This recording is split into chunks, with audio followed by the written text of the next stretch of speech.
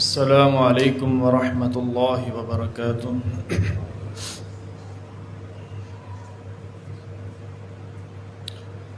الحمد للہ نحمده ونستعینه ونستغفره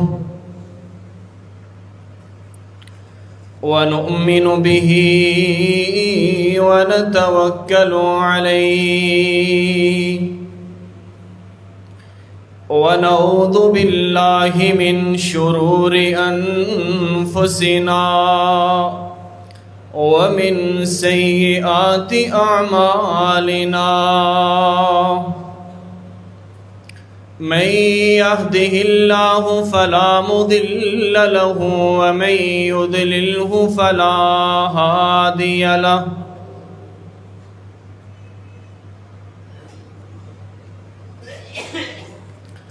وأشهد أن لا إله إلا الله وحده لا شريك له، وأشهد أن محمدًا عبده ورسوله، اللهم صل على محمد وعلى آل محمد كما صليت على إبراهيم وعلى آل إبراهيم إنك حميد مجيد، اللهم بارك على محمد وعلى آل محمد كما باركت على إبراهيم وعلى آل إبراهيم إنك حميد مجيد، أما بعد فإن خير الحديث كتاب الله، وخير الهدي هدي محمد صلى الله عليه وسلم، وشر الأمور محدثاتها وكل محدثة بدعة وكل بدعة ضلالة وكل ضلالة في النار۔ أعوذ بالله السميع العليم من الشيطان الرجيم، بسم الله الرحمن الرحيم۔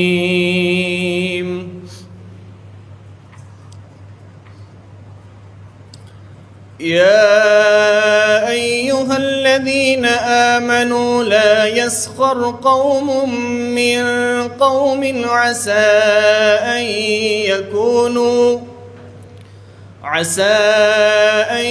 يكونوا خيرا منهم، ولا نساء من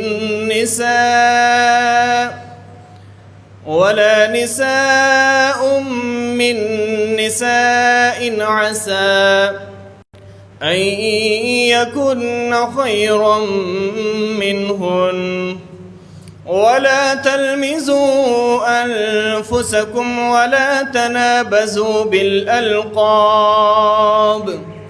بئس الاسم الفسوق بعد الإيمان،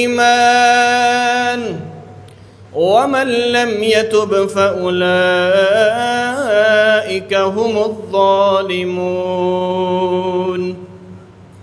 يا أيها الذين آمنوا اجتنبوا كثيرا من الظن إن بعض الظن إثم ولا تجسسوا ولا يغتب بعضكم بعضا أيحب أحدكم أن يأكل لحم أخيه ميتا فكرهتموه واتقوا الله إن الله تواب رحيم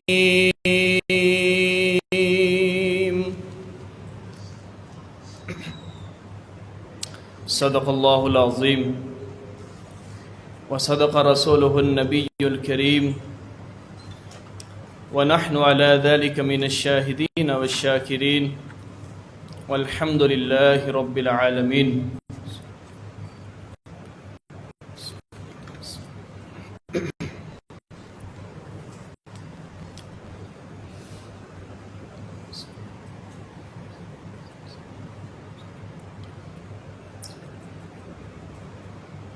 ہر قسم کی حمد و ثنا کبریائی بڑائی ہر قسم کی حمد کے لائق اللہ وحدہ لا شریک کی ذات ہے۔ درود و سلام امام الانبیاء سید الانبیاء امام المرسلین رحمت للعالمین میرے اور آپ سب کے محبوب پیغمبر جناب محمد الرسول اللہ صلی اللہ علیہ وآلہ وسلم کی ذات پر۔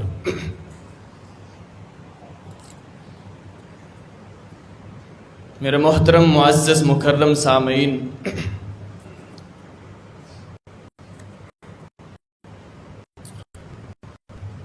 دنیا کی نعمتوں میں سے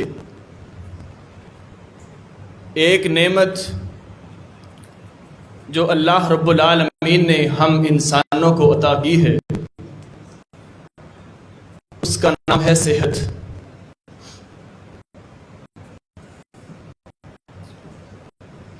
دیکھنے میں یہ تین حرفوں کا ایک مجموعہ ہے، صاد، حاء اور تا، صحت۔ لیکن اگر اس کی ویلیو پوچھنی ہو، اس کی قدر جاننی ہو تو جائیے کسی ہاسپٹل کا چکر لگا لیں، وہاں جا کے ایک مریض سے پوچھ لیجیے کہ آپ صحت کو کتنا چاہتے ہیں، اس انسان سے کبھی مل بیٹھیے جو ہمیشہ ادویات کے اوپر لگا ہوا ہے، صبح کرتا ہے دوائی کے اوپر، شام کو سوتا ہے دوائی کے ساتھ سوتا ہے، تو ایسے لوگوں سے صحت کی قدر پوچھنی چاہیے۔ اس لیے کہا کرتے ہیں تندرستی ہزار نعمت ہے، یعنی انسان جس کو اللہ رب العالمین نے صحت دی ہے، اللہ کے رسول صلی اللہ علیہ وسلم کی حدیث یاد آئی ہے۔ نبی کریم صلی اللہ علیہ وسلم نے فرمایا تھا، آپ نے فرمایا جس انسان کو تین چیزیں عطا کر دی گئیں وہ سمجھ لے کہ اس کو دنیا بھی مل گئی، آخرت بھی عطا کر دی گئی، دنیا کی ہر نعمت مل گئی۔ پہلی چیز ہے، فرمایا اگر وہ اپنے گھر میں رات کو سوتا ہے بے خوف ہو کر، کسی چیز کا اس انسان کو خوف نہیں ہے، کسی چیز کا ڈر نہیں ہے، اس انسان کو اپنی عزت، اپنے گھر والوں کی عزت، اپنا مال، اس کے بارے میں خوف نہیں ہے، بلکہ مطمئن ہے اس کا دل کہ میری ہر چیز محفوظ ہے۔ ایک چیز۔ دوسری چیز فرمایا اگر انسان کے پاس اللہ رب العالمین نے صحت دے دی، تندرستی دے دی، وہ انسان اللہ کا شکر ادا کرے کہ میں جو لمحہ گزار رہا ہوں، میں جو وقت گزار رہا ہوں، اللہ نے مجھ کو صحت دی ہے، اللہ نے مجھ کو تندرستی دی ہے۔ تیسری چیز ہے، نبی کریم صلی اللہ علیہ وسلم نے فرمایا اگر اس انسان کے پاس 3 وقت کا کھانا موجود ہے اس کے گھر میں، 3 وقت کا کھانا موجود ہے، صبح دوپہر اور شام کا پیٹ بھرنے کے لیے اس کے پاس اناج موجود ہے، کھانا موجود ہے۔ اللہ کے رسول صلی اللہ علیہ وسلم کی پیاری زبان کہہ رہی ہے، آپ نے فرمایا کہ اس انسان کے پاس اللہ نے ہر چیز عطا کر دی۔ ہم کیا چاہتے ہیں؟ امن ہے، سکون ہے، اطمینان ہے، رات کو ہم سوئے کسی چیز کا خوف نہیں ہے، رات کو ہم صبح کو اٹھے صحت کی حالت میں، رات کو سوئے صحت کی حالت میں۔ ورنہ دیکھ لیں، رات کو ہم بڑے ہم میں سے اللہ کے پاس چلے گئے، رات کو صحت مند سوئے، صحت کی حالت میں سوئے، اپنے گھر والوں سے ملاقات کر کے سوئے، اپنے بچوں سے میٹھی میٹھی باتیں کر کے سوئے، لیکن صبح ان کو اٹھنا نصیب نہیں ہوا۔ ان کے گھر والوں نے صبح ان کو اس حالت میں پایا کہ وہ اللہ کے پاس جا چکے تھے۔ یہ اللہ کی میرے بھائی بہت بڑی نعمت ہے، جس انسان کے پاس صحت مل جائے، تندرستی مل جائے، امن مل جائے اور ایک دن کا کھانا مل جائے۔ ہم تو سال بھر کا کھانا اپنے گھر میں سیو کر کے رکھتے ہیں۔ پرندوں کو دیکھ لیں، جو ایک دن کا بھی، اگلے دن کا بھی کھانا اپنے پاس سیو نہیں کرتے، محفوظ نہیں کرتے، جگہ ہی نہیں ہے۔ اللہ کے اوپر توکل کرتے ہیں، اللہ کے اوپر اعتماد کرتے ہیں، اور پھر اللہ رب العالمین پرندوں کو بھی اناج دیتے ہیں، انسانوں کو بھی اناج دیں گے اگر وہ اللہ کے اوپر توکل کرنا سیکھ لیں۔ میرا اصل میں موضوع یہ نہیں ہے، میں بتانا چاہتا تھا کہ اللہ نے ہم کو صحت دی ہے۔ ایک ہوتی ہے دنیاوی صحت، جو ہمارے جسم کے اوپر ظاہری طور پر محسوس ہوتی ہے۔ مثال کے طور پہ کسی کو بخار چڑھ گیا، کسی کو نزلہ زکام ہو گیا، چھوٹی موٹی بیماری، کوئی اللہ نہ کرے بڑی بیماری میں گر جاتا ہے۔ لیکن ایک بیماری کا تذکرہ اللہ رب العالمین کے پیارے نبی علیہ الصلاۃ والسلام نے بھی کیا تھا۔ کیا لوگو، ایاکم والحسد فإن الحسد یأکل الحسنات کما تأکل النار الحطب۔ اے لوگو، حسد سے بچ جاؤ، کیونکہ حسد تمہاری نیکیوں کو اس طرح کھا جاتا ہے جیسے سوکھی لکڑیوں کو، خشک لکڑیوں کو آگ کھا جاتی۔ ہلکی سی ماچس کی تیلی لگانے کی ضرورت ہے، اور آگ پھر لکڑیوں کو ایسے کھاتی ہے، پلک جھپکنے میں سارے کا سارا خشک مال کا ڈھیر وہ راکھ بن جاتا ہے۔ حسد سے بڑی بیماری میرے بھائیوں، دل کی بیماری، اس سے بڑی کوئی نہیں ہے۔ تمام صحابہ کرام، محدثین کرام رضوان علیہم اجمعین رحمہم اللہ تعالی، ان کے اقوالات، ان کے ارشادات ہم کو یہی دے کہ لوگوں، جس طرح تم اپنے جسم کی حفاظت کرتے ہو، اپنے جسم کو بیماریوں سے بچانے کے لیے کیا کچھ نہیں کرتے، ہر ڈاکٹر کی ایڈوائس کے اوپر عمل کرتے ہو، جو ڈاکٹر تم کو تمہاری غذا کا پلان دیتا ہے، تمہارے شب و روز گزارنے کا پلان دیتا ہے، تم اس کے خلاف نہیں چلتے۔ اللہ رب العالمین نے بھی تم کو پلان دے دیا کہ لوگوں، زندگی گزارنی ہے میرے حکم کے مطابق، آپس کے اندر محبت کے ساتھ، آپس کے اندر الفت کے ساتھ۔ اگر کسی کے ساتھ تمہارا لین دین ہے، کاروبار کر رہے ہو، پھر بھی تمہارے دو دلوں کے اندر حسد نہیں آنا چاہیے۔ حسد کہتے کس کو؟ دلوں کی بیماریوں میں سے بڑی بیماری اس کو حسد کہا جاتا ہے، جو دل کے اندر پیدا ہوتی ہے۔ حسد، جس انسان کے دل کے اندر حسد کی بیماری آ جائے، یاد رکھے وہ دنیا کی آسائش، دنیا کا آرام بھول جاتا ہے۔ یہ اللہ رب العالمین کی طرف سے اس انسان کے اوپر غضب ہوتا ہے۔ جو اللہ نے عطا کیا اس کے اوپر راضی نہیں ہے، جو اللہ نے دے دیا اس کے اوپر شکر گزاری نہیں ہے۔ حسد کہتے کس کو؟ علماء کرام نے حسد کی تعریف یوں کی ہے کہ اگر کسی انسان کے پاس اللہ نے نعمت دے دی ہے، کسی انسان کو اللہ نے نعمت عطا کر دی ہے، نعمت کسی حالت میں بھی ہو، اس کا کاروبار اچھا ہے، اس کی دکان اچھی چل رہی ہے، اس کے پاس گاڑی نہیں، اس کے پاس نیا گھر ہے، کوئی بھی آسائش ہے، دوسرا آدمی اس کی نعمت کو دیکھ کر جلتا ہے، اس کے دل کے اندر یہ شوق پیدا ہوتا ہے کہ اے اللہ میرے پاس یہ نعمت آئے یا نہ آئے لیکن اس سے ضائع ہو جائے۔ صاحب نعمت سے نعمت چھین جانے کی تمنا کرنا، اس کو کہتے ہیں حسد۔ یاد رکھیں آج کے معاشرے میں ہر دوسرا انسان حسد کی بیماری میں مبتلا ہے، ہر دوسرا انسان۔ کسی کو اللہ نے کوئی مال دے کیسے دیا، دوسرا آدمی برداشت ہی نہیں کرتا کہ اس کو کیسے مل گیا، مجھے کیوں نہیں ملا۔ اللہ کے بندو، جس طرح اس انسان نے محنت کی ہے، اللہ نے اس کو توفیق دی ہے، اس نے اپنی محنت کے ساتھ، لگن کے ساتھ، اپنے پیٹ کو اس نے مشقت کے ساتھ اپنے پیٹ کو آگے نہیں رکھا، بلکہ اس نے مستقبل کے لیے پیسے جوڑے۔ حلال کمائی کے ساتھ اس نے گاڑی لی ہے، حلال کمائی کے ساتھ اس نے نئے کپڑے پہنے، اس کا کاروبار حلال ہے، لیکن لوگ برداشت کیوں نہیں کرتے؟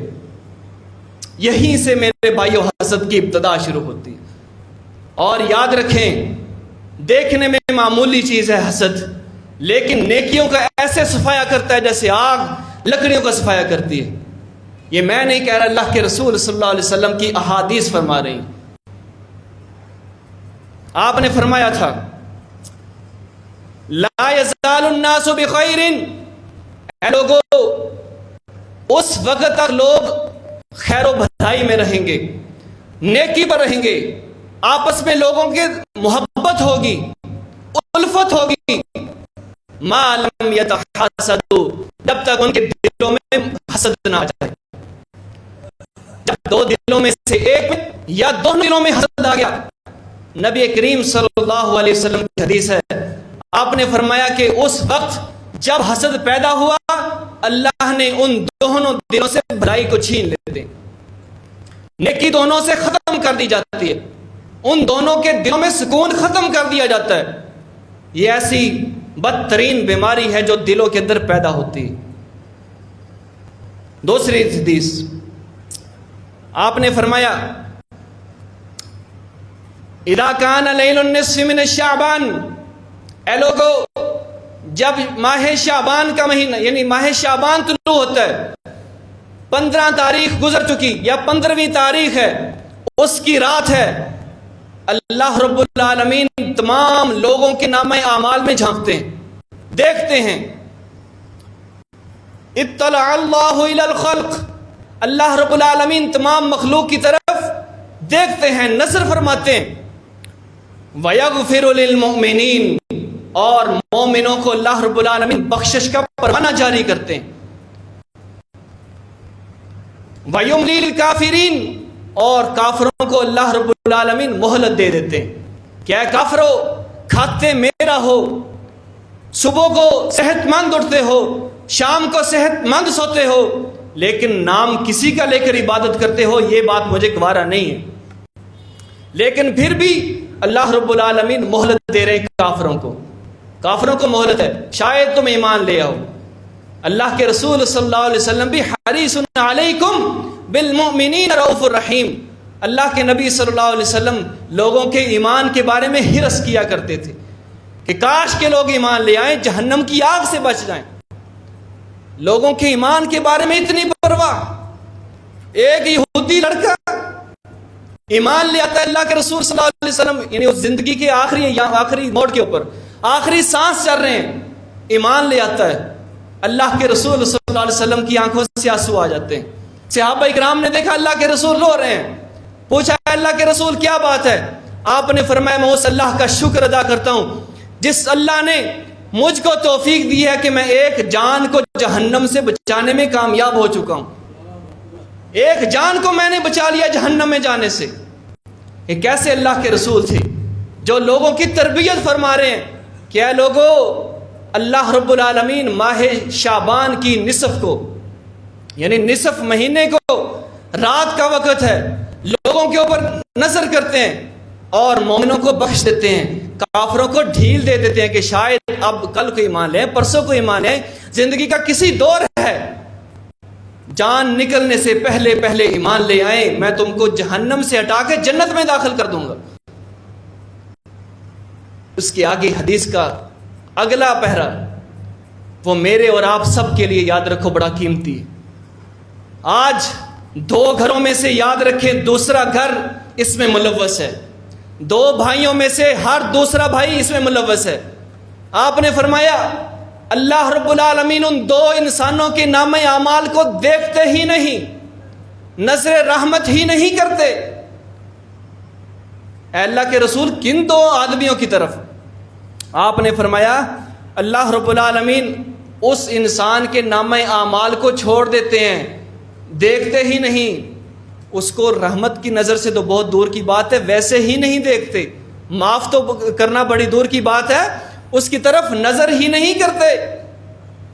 وہ کون سے انسان ہیں جن کے دلوں میں ایک دوسرے کے لیے عداوت ہے، بغض ہے، حسد ہے، کینہ رکھتے ہیں، اوپر بالکل میٹھے لیکن دلوں کے اندر انہوں نے دلوں کے اندر بغض ہے، زبان کے میٹھے، زبان سے ایسا معلوم ہوتا ہے جیسے ان سے میٹھا دنیا میں کوئی نہیں ہے، زبان سے ایک دوسرے کے خیر خواہ معلوم ہوتے ہیں، لیکن جیسے ہی ایک دوسرے کے معاملات میں ان کا دخل ہوتا ہے، معاملات طے کرتے ہیں، کاروبار چلتا ہے، دنیاوی معاملات چلتے ہیں، تو ایک دوسرے کو دھوکہ دینے میں ان میں پہل ہوتی ہے کہ اگر میں نے اسے حسد کرنے سے مال کیسے آیا، کاروبار کیسے چل گیا۔ اللہ کے بندو، جس انسان کو اللہ نے دے دیا وہ انسان اللہ کا شکر ادا کرے۔ مال اللہ کی بڑی نعمت ہے، لیکن کون سا مال؟ حلال کا مال، حلال کمایا ہوا مال۔ یاد رکھیں حرام کی کمائی کا 1 روپیہ حلال کی کمائی کے 1 لاکھ روپے میں شامل ہو جائے، سود کا 1 روپیہ، حرام کی کمائی کا 1 روپیہ، حلال کی کمائی کے 1 لاکھ روپے میں انسان شامل کر لے، ان تمام 1 لاکھ 1 روپے کی برکت ختم کر دی جاتی ہے۔ یہ اللہ کے رسول صلی اللہ علیہ وسلم کی احادیث میں سے ہم کو ملتا ہے کہ حرام کا پیسہ جیسے گائے لوگوں کے مالوں سے برکت ختم کر دی جاتی ہے۔ سب سے پہلے ہم دیکھتے ہیں کہ پچھلے سال ہمارا اناج اتنا لگا تھا، اس سال ہمارا اناج زیادہ لگ رہا ہے، کیا وجہ ہے؟ پیٹ بھی اتنا نہیں ہے، ہمارے گھر میں بھی اتنی ہے، لیکن مال کا ہے، ہم اللہ تعالی کے احکامات کو پامال کر رہے ہیں۔ یاد رکھیں اپنی کمائی کو پاک رکھیں۔ اللہ رب العالمین نے حدیث سے قدسی یعنی اللہ کے رسول صلی اللہ علیہ وسلم نے فرمایا تھا کہ ایک آدمی بڑا لمبا سفر کر کے دور دراز کے علاقے سے حرم کو جاتا ہے، خانہ کعبہ کے غلاف کو پکڑ لیتا ہے۔ وہ کیسی جگہ ہے؟ اللہ رب العالمین مجھ کو بھی آپ سب کو دیکھنے کو فکر فرمائے۔ جو ایک بار دیکھ لیتا ہے اللہ رب العالمین اس کے چہرے کو منور کر دیتے ہیں۔ دنیا میں یاد رکھیں 2 چیزیں ہیں، ہے 2 چیزوں کو اللہ رب العالمین انسان محبت سے عبادت کر دے دیتے ہیں۔ ایک ہے والدین کا چہرہ، انسان اپنے والدین کو محبت کی نگاہ سے دیکھ لے، اپنے والدین کے چہرے کو احترام کے ساتھ، محبت کے ساتھ، الفت کے ساتھ دیکھتا ہے، اللہ رب العالمین عبادت کا اجر عطا کر دیتے ہیں۔ وہ دیکھتا اپنے والدین کے چہرے کو ہے، صورت کو دیکھ رہا ہے۔ اور دوسری چیز ہے خانہ کعبہ، بیت اللہ کو انسان مطاف میں بیٹھا ہو، کیسا خوبصورت منظر ہے۔ امام کعبہ وہ نماز کی اقامت کروا رہے ہیں، جماعت کروا رہے ہیں، اتنی خوبصورت آواز، اتنا خوبصورت منظر، اتنے خوبصورت لہجے کے اندر امامت کروا رہے ہیں، اور انسان کی آنکھوں سے آنسو جا رہے ہیں، اور محبت کی نظر سے خانہ کعبہ کو دیکھتا ہے۔ اللہ رب العالمین اس انسان کو عبادت کا درجہ عطا کر دیتے ہیں۔ کچھ نہیں کا فارغ ہے، کچھ نہیں کر رہا، گھر میں فارغ بیٹھا ہے، اپنے والدین کی محبت کے ساتھ کرتا ہے، خانہ کعبہ کی زیارت کر رہا ہے۔ اور حدیث میں آتا ہے اللہ رب العالمین فرما رہے ہیں کہ اس خانہ کعبہ کے غلاف کو پکڑ کر کہتا ہے اے اللہ مجھ کو معاف کر دے، اے اللہ مجھ کو بخش دے، اے اللہ میرے سے یہ خطا ہوئی ہے مجھ کو معاف کر دے۔ اب دیکھیں اتنا لمبا سفر کر کے انسان آیا. حدیث کے الفاظ ہیں کہ اس کے بال اڑے ہوئے تھے, اس کے بال گرد کے ساتھ, مٹی کے ساتھ اڑے ہوئے ہیں, کپڑے پھٹے ہوئے ہیں, اس کے پاؤں کے اندر گرد ہے, مٹی ہے, دھول جمی ہوئی ہے. اللہ رب العالمین فرما رہے ہیں کہ میں اس بندے کی دعا کو کیسے قبول کروں. اس یہ آ رہا ہے وہ حلال کا نہیں ہے, یہ جو اس نے پیٹ کے اندر ڈالا وہ یہ یہ حرام کی ہے, میں اس کی عبادت کیسے قبول کر لوں. ہماری عبادت اس وقت ہوگی جب ہماری کمائی حلال کی ہوگی. ایک دن کی حرام کی کمائی زندگی کی حلال کمائی کے اوپر فوقیت رہے گی, ہماری زندگی کا سکون ختم کر دے گی, ہماری عبادت ختم کر دے گی.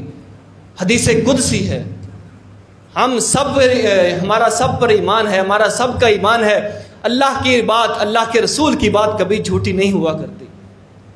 آپ نے فرمایا اس انسان کی عبادت کیسے قبول ہوگی, دعا اللہ کیسے قبول کریں گے.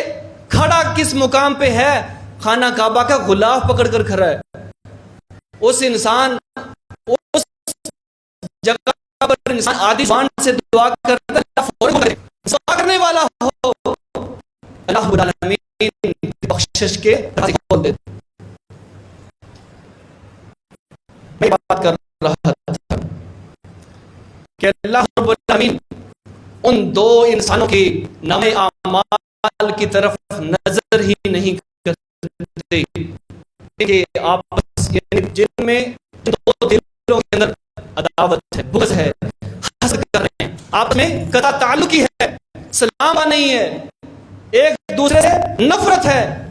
اور قطع تعلقی کے بارے میں بھی اللہ رب العالمین کے پیارے نبی کی حدیث ہے, آپ نے فرمایا 3 دن کا ٹائم ہے دو انسانوں کے پاس, اگر صلح کر لیں ٹھیک ہے, معاملات میں گڑبڑ ہو جایا کرتی ہے, معاملات خراب ہو جایا کرتے ہیں, لیکن ان میں طول دینا یہ گناہ ہے, یاد رکھیں گناہ ہو جایا کرتے ہیں.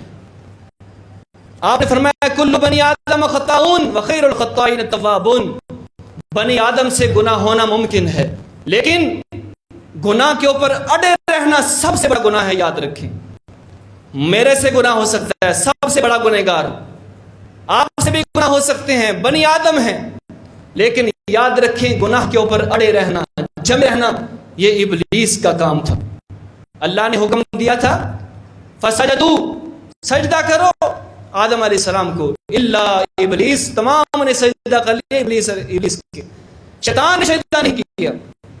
اگر بعد میں بھی سجدہ کر لیتا, اگر بعد میں بھی سجدہ کر لیتا, اپنی غلطی کے اوپر اڑا نہ رہتا, قائم نہ رہتا, اللہ رب العالمین ابلیس کو بھی معاف کر دیتے. لیکن ابلیس تھا, شیطان تھا, اپنی غلطی کے اوپر قائم رہا, دل کے اندر ندامت نہیں ہوئی, اپنی غلطی کے اوپر پشیمان نہیں ہوا. یاد رکھیں سب سے بڑی غلطی انسان سے اس وقت ہوتی ہے جب گناہ بھی کر لے, گناہ کے اوپر اڑا بھی رہے. آج موقع ہے, یاد رکھیں زندگی کا کوئی پتہ نہیں ہے, زندگی کا کوئی بھروسہ نہیں ہے, انسان ایک سیکنڈ کا بھی متحمل نہیں ہو سکتا, ایک سیکنڈ بھی انسان پر بھاری ہو جاتا ہے جب انسان کے اوپر برا وقت آتا ہے. اپنی خزاں پاک رکھیے, اپنے دل کو پاک رکھیں, ایک دوسرے سے نفرت میں, ایک دوسرے سے عداوت میں, ایک دوسرے سے بغض میں. یاد رکھیں یہی وہ چیز ہے جو لوگوں کو جنت میں داخل کرے گی اور جہنم میں بھی داخل کرے گی. جنت میں بھی لے جائے گی, جہنم میں بھی لے جائے گی. تیسری حدیث ہے اس بارے میں, آپ نے فرمایا تعرض الاعمال کل جمعہ مرہ, آپ نے فرمایا کہ ایک ہفتے کے اندر 2 مرتبہ اللہ کے پاس اعمال پیش کیے جاتے ہیں. ایک ہفتے کے اندر 2 مرتبہ, یوم الخمیس و یوم الاثنین, سوموار والے دن اور جمعرات والے دن, یہ 2 دن ہیں. 2 دن اللہ رب العالمین کے پاس اعمال پیش کیے جاتے ہیں, اور اللہ رب العالمین فیغفر لکل عبد مومن الا عبدا بینہ وبین اخیہ شحناء.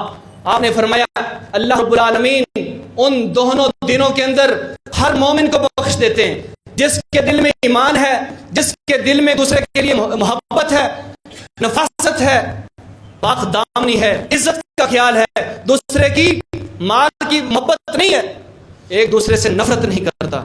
آپ نے فرمایا اللہ اس انسان کو معاف کر دیتے ہیں. لیکن اس کے آگے فرما دیا جن دو دلوں کے اندر نفرت ہے، جو دو مسلمان بھائی آپس میں نہیں بول رہے، قطع تعلقی ہے، معاملات خراب ہیں، اللہ خالق کائنات ان کے نام اعمال کو دیکھتے ہی نہیں. 3 دن کا وقت دیتے ہیں. اگر 3 دن کے اندر میں صلح معاملات کر لیے، اگر نہیں بنتی، کم سے کم ایک سلام کا جواب، سلام کہنا اور سلام کا جواب دینا کے فرض ہے. اگر سلام کا جواب نہیں دیتا، یاد رکھیں وہ گنہگار ہے. اور جس انسان نے پہلے سلام کہا، سلام نے پہلے کر لی، اس انسان کے بارے میں فضیلت آئے گی. یہ ہمارے سب کے لیے میرے بھائیو لمحہ فکری ہے کہ ہماری دنیاوی بیماری کا ہم خیال رکھتے ہیں.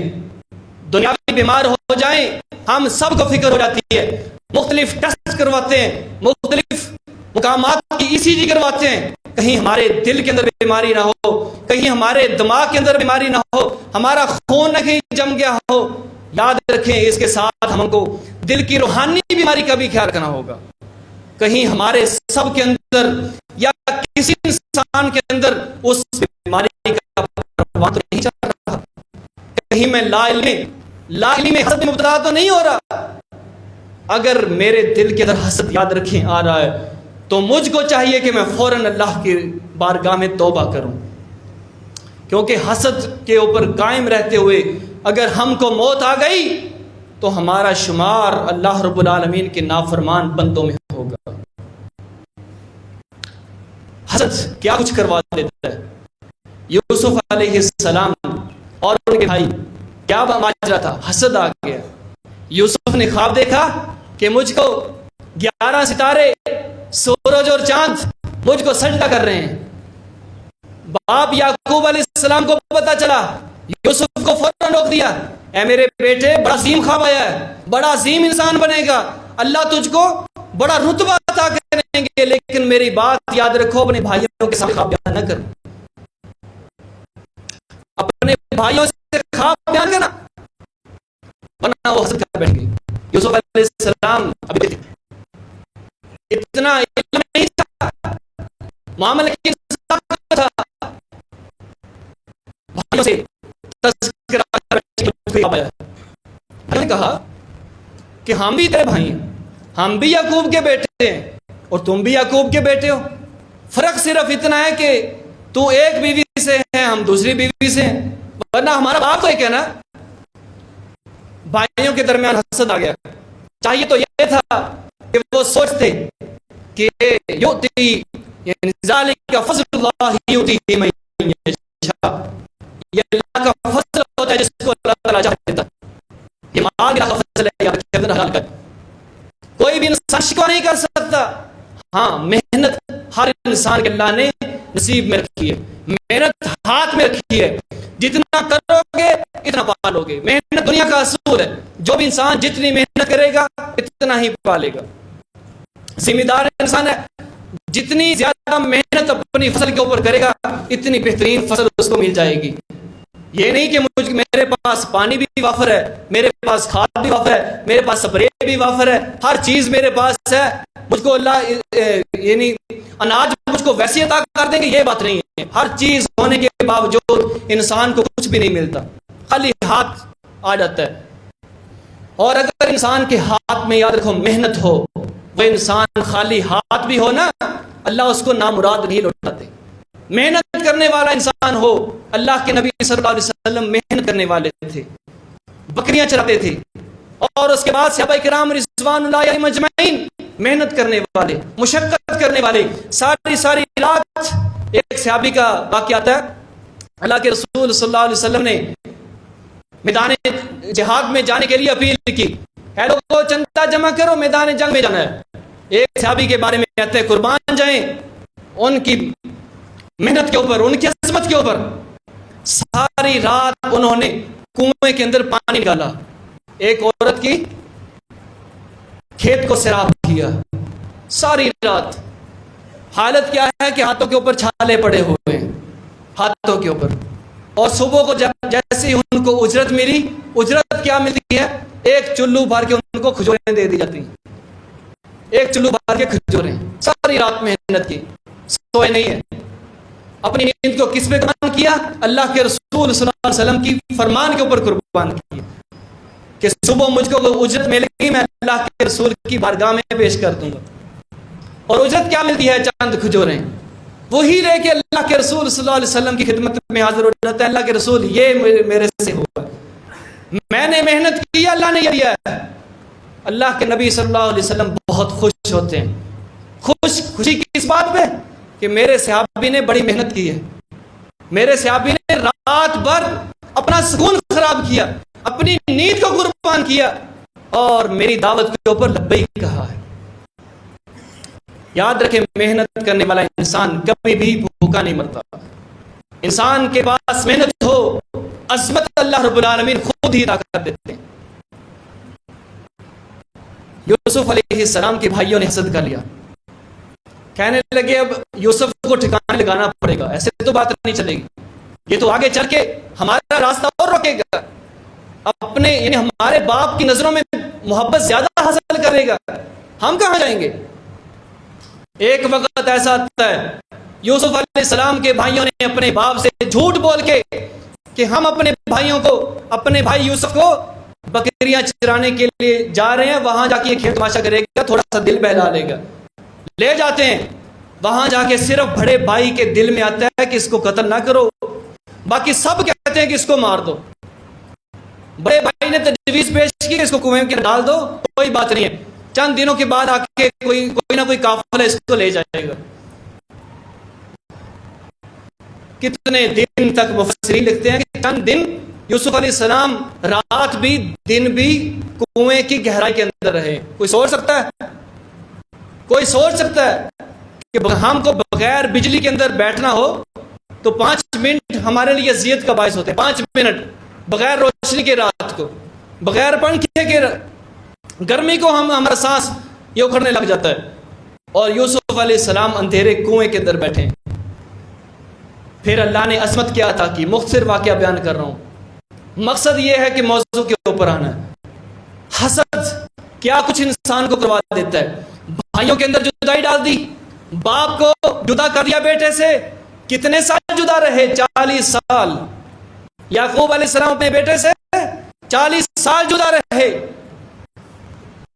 آنکھوں سے آنسو جاری ہو کر سوکھ گئے، آنکھوں کی بینائی جاتی رہی، نابینا ہو جاتے ہیں. اور اللہ نے پھر کیسے ملایا؟ اسے مصر بن کر مصر کے شہنشاہ بن جاتے ہیں، مصر کے حکمران بن جاتے ہیں. وہی بھائی آتے ہیں دوبارہ.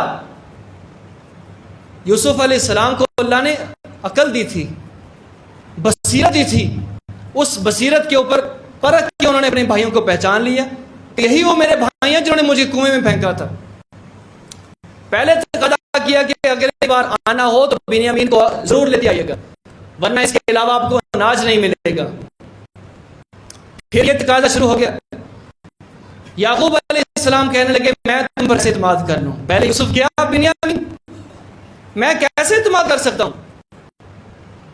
لیکن اعتماد کرنا پڑا کیونکہ کھانے کے لیے کوئی چیز نہ تھی. بنیامین کو بھی رکھ لیا تدبیر کرتے ہوئے، حکمت عملی کے ساتھ.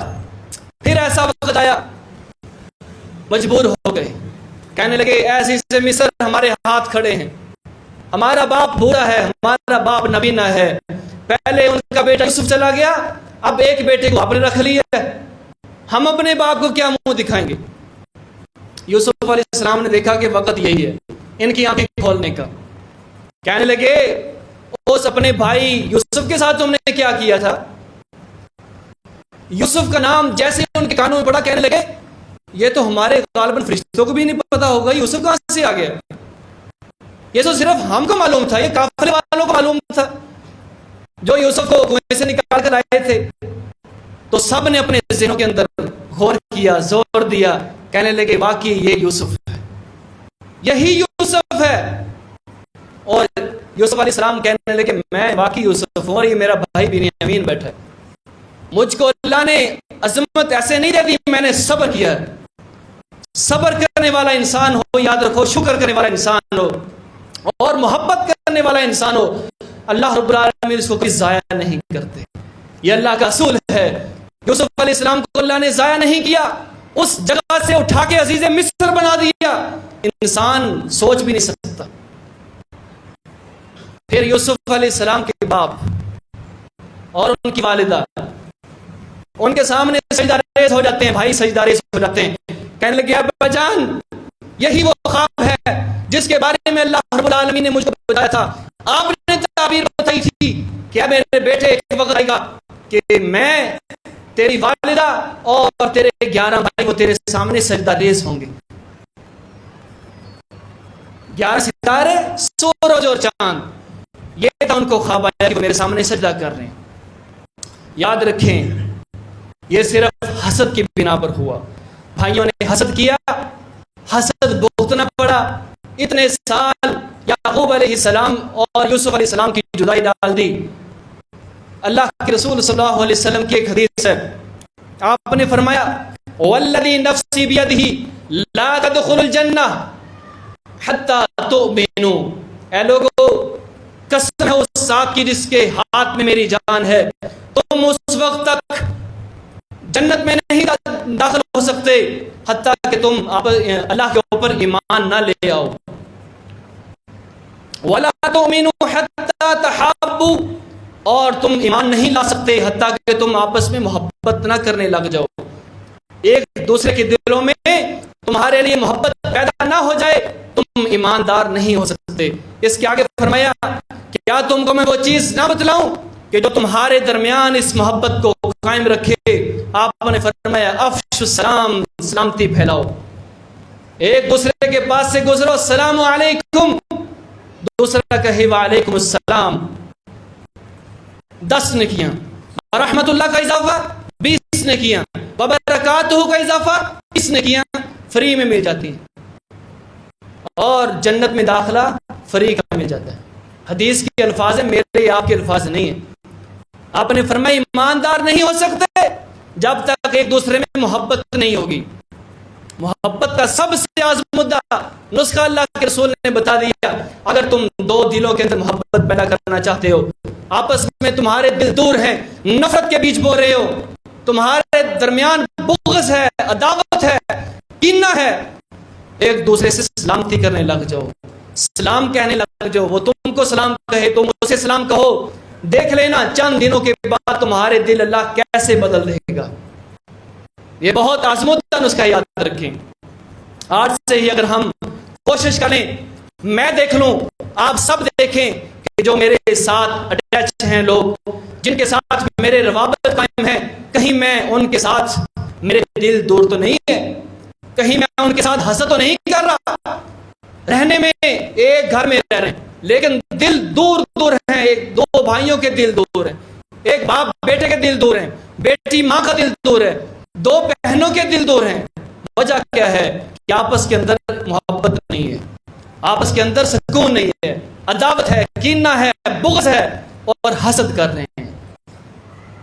اللہ کے رسول صلی اللہ علیہ وسلم نے ایک حدیث یاد آئی ہے، آپ نے فرمایا ثلاثۃ من لم یکن فیہ الا واحدہ. فرمایا جس انسان کے اندر 3 گناہ نہ ہوں، 3 قسم کے گناہ نہ ہوں، اللہ رب العالمین ایسے انسان کو کل قیامت والے دن بخش دیں گے. ایسے انسان کے لیے بخشش کا پروانہ جاری کر دیں گے. وہ 3 گناہ کیا ہے؟ من مات لا یشرک باللہ، جو انسان فوت ہوا اس حالت میں کہ اس نے اللہ کے ساتھ کسی کو شریک نہیں کیا. فوت ہوتا ہے کسی کے اوپر اللہ کے ساتھ کسی کو شریک نہیں کرتا، توحید کے اوپر پختہ ہے. آپ نے فرمایا 1 گناہ. دوسرا گناہ ہے فرمایا وہ نہ جادو کرتا ہے نہ کرواتا ہے. جادو کرنا کروانا یاد رکھیے یہ بھی کفر ہے. اللہ کے رسول صلی اللہ علیہ وسلم نے فرمایا جو انسان جادو کرتا ہے، جادو کرواتا ہے، جادو کا سامان مہیا کرتا ہے، وہ انسان دار ایمان سے نکل جاتا ہے، ایمان اس انسان سے نکل جاتا ہے. دل کے اندر کفر آ جاتا ہے. اور تیسرا گناہ آپ نے فرمایا وہ حسد نہیں کرتا. اپنے بھائی کے درمیان حسد نہیں ہے، حسد نہیں ہے، بغض نہیں ہے، کینہ نہیں ہے، عداوت نہیں ہے. آپ نے فرمایا، حدیث صحیح حدیث ہے، فرمایا اس کے علاوہ جو بھی گناہ ہو اللہ بخش دیں گے. جو بھی گناہ ہو اللہ رب العالمین بخش دیں گے. ان 3 گناہوں کے علاوہ جس انسان کے نامہ اعمال میں 3 گناہ نہ ہوئے، یہ جو میں نے آپ کے سامنے بیان کر دیے، 3 گناہ نہ ہوئے، اللہ رب العالمین اس کو جتنا مرضی گنہگار ہو اس کو جہنم سے نکال کر جنت میں داخل کر دیں گے. وجہ کیا ہے میرے بھائیوں؟ اسلام کا اصول ہے کہ آپس میں محبت کے ساتھ رہو، اللہ تمہارے دلوں میں محبت عطا کر دے گا. آج ہمارے معاشرے کا حالات دیکھ لیں. ایک دوسرے سے اگر ہماری دوستی ہے، وہ دوستی بھی مطلبی ہے، وہ دوستی بھی مفاد والی دوستی ہے. وہ مفاد مل جائے دوستی ختم، مفاد مل جائے تعلقات ختم. تعلقات کس بنا پہ ہیں؟ صرف ہمارے اپنے مفاد کے لیے. اسی وجہ سے ہمارے دلوں کے اندر سکون نہیں ہے، ہمارے دماغ کے اندر سکون نہیں ہے. رات کو سونا ہو، نیند کی ٹیبلٹ لے کے سوتے ہیں، نیند کی گولی کھا کے سوتے ہیں. صبح اٹھنا ہو میدے کا کیپسول لیتے ہیں کہ میرے میدے کو بھی سکون رہے، میرے دل دماغ کو بھی سکون رہے. وجہ کیا ہے؟ کہیں یہ ہمارے ہاتھوں کی کرتوتوں کی وجہ سے تو نہیں ہے. میں بھی دیکھ لوں، آپ سب بھی دیکھ لیں، اللہ نے ہم کو موقع دیا ہے. جب تک ہمارے سانس میں سانس ہے، ہمارے دل میں جان ہے، ہمارے جسم کے اندر جان موجود ہے، سانس موجود ہے، ہمارے پاس میرے بھائی مہلت ہے. میں بھی دیکھ لوں، آپ سب دیکھ لیں کہ کہیں مجھ سے تعلقات دوسرے کے خراب تو نہیں ہو رہے، کہیں میرے تعلقات کی وجہ سے میرے ہاتھ تنگ تو نہیں ہے. اگر کل کو اللہ نے مجھ کو اچھا کاروبار دیا تھا، آج میرے پاس اچھا کاروبار نہیں ہے، تباہ ہو گیا ہے، برباد ہو گیا ہے، تو کیا وہ میرے گناہوں کی وجہ سے تو نہیں ہے؟ یاد رکھے، گناہ کرتا ہے انسان، انسان کے گناہوں کی نحوست انسان کے جسم کو بھی پہنچتی ہے. صحیح حدیث ہے، انسان گناہ کرتا ہے، انسان کے نامہ اعمال میں تو گناہ لکھ دیا جاتا ہے، لیکن اس کے دل کے اوپر سیاہ نقطہ لگا دیا جاتا ہے. اللہ کے رسول نے فرمایا دوسرا گناہ کرتا ہے پھر سیاہ نقطہ، تیسرا گناہ کرتا ہے پھر سیاہ نقطہ. اور اگر وہ انسان گناہ کے اوپر برقرار رہتا ہے، گناہ کے اوپر جمع رہتا ہے، گناہ کے اوپر معافی نہیں مانگتا، آپ نے فرمایا ایک وقت ایسا آتا ہے کہ اس کے سارا کا سارا دل سیاہ ہو جاتا ہے، سارے کا سارا دل سیاہ. پھر ہم قرآن کی تلاوت سنیں اثر نہیں کرتی، حدیث سنیں اثر نہیں کرتی، نماز تراویح ہو، قرآن پڑھا جا رہا ہو، ہمارے اوپر اثر نہیں ہوتا، وعظ ہو اثر نہیں ہوتا. کبھی اپنے گناہوں کو یاد کر کے رونا نہیں آ رہا. اللہ کے رسول کی حدیث تھی، آپ نے فرمایا جو انسان اپنے گناہوں کو یاد کر کے ایک مرتبہ اپنی آنکھوں سے آنسو جاری کر دے، اللہ رب العالمین کا گواہ ہے اس انسان کے اوپر کہ اس کے نامہ اعمال کے سارے گناہوں کو معاف کر دوں گا. انسان صرف اپنے گناہوں کے اوپر پشیمان ہونا سیکھ لیں، میں بھی سیکھ لوں، آپ بھی سیکھ لیں، اپنی غلطی کو ماننا سیکھ لیں، اپنی غلطی کے اوپر اڑنا نہ سیکھیں. غلطی بھی میری، مجھ کو پتا ہے، کیا بھی میں نے، پاپ کیا بھی میں نے، اور پاپ کے اوپر ثابت قدم بھی میں رہ رہا ہوں. غلطی کس کی ہے مجھ کو پتا ہے، ہر انسان کو اپنا پتا ہے میں نے کیا کچھ کیا ہے، کسی کو بتانے کی کیا ضرورت ہے، اور بتانا بھی نہیں چاہیے کہ تو نے یہ گناہ کیا ہے. ہر ذی شعور انسان کو پتا ہوتا ہے کہ میں نے اپنی زندگی میں کیا کچھ کیا ہے. لیکن میرے بھائی ہمارے پاس ٹائم ہے، وقت ہے، جب تک ہمارے جسم کے اندر جان ہے اللہ کے سامنے رجوع کر لیں، اپنی آنکھوں سے ایک مرتبہ آنسو گرا دیں، اپنے گناہوں کو یاد کر لیں. اس کے بعد شاید موقع نہ ملے، اس کے بعد شاید زندگی مہلت نہ دے. ایک سیکنڈ کا وقت لگتا ہے انسان کو دنیا سے جانے کے لیے. نت نئی بیماریاں آ گئی ہیں، تھوڑا سا جھٹکا لگے انسان اللہ کے پاس، پھر جو مرضی کمنٹ کرتے رہیں کہ اس کو اٹیک ہو گیا، اس کو کیا ہو گیا، اس کو کیا ہو گیا، واپس تو نہیں نہ لا سکتے. یہ ہمارے لیے میرے بھائیوں لمحہ فکری ہے کہ اللہ کے رسول صلی اللہ علیہ وسلم کی حدیث اور آپ کے ارشادات کے مطابق اگر تم ایک دوسرے سے محبت کرو گے، ایک دوسرے سے عداوت نہیں رکھو گے، بغض نہیں رکھو گے، حسد نہیں رکھو گے، اللہ رب العالمین تمہاری زندگی بھی آسان کر دیں گے اور تمہاری آخرت بھی آسان کر دیں گے۔